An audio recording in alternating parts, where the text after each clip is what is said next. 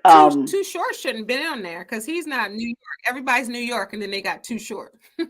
Yeah, and then Ern Hall, Don't Be Afraid. I don't know if you remember that song by Ern Hall.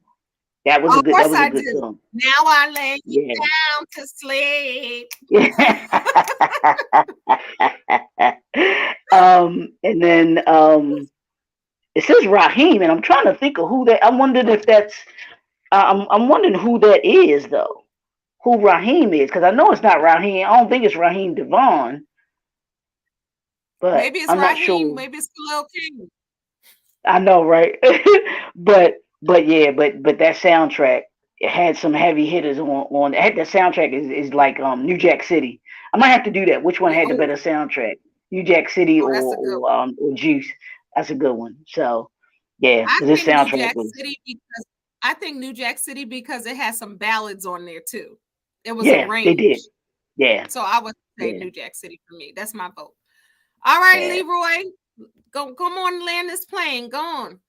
Let's go on, y'all. Y'all better go on. If y'all haven't clicked that bell yet, you need to go on and get that bell so you can know when Miss Kendéll is gonna be coming at you. Go on and click the bell. Go on and subscribe, Miss. Yeah, I'm waiting to see that is that gold YouTube thing back there? I can't see it in the background yet. No, I ain't got that. Shout out to I'll wait Casey. to see her. So go ahead and subscribe so we can get her that not just the gold, not the silver one, y'all. I'm talking the gold one. I don't know what the gold one is, but but click the subscribe button, like. We want you to share it and then comment too, because we want to know what y'all think about these movies and what we're doing here. So because we do this to kind of give different perspective on movies. These are movies that we've seen dozens and dozens of times, and we all like them. We all and they're part of our young adulthood.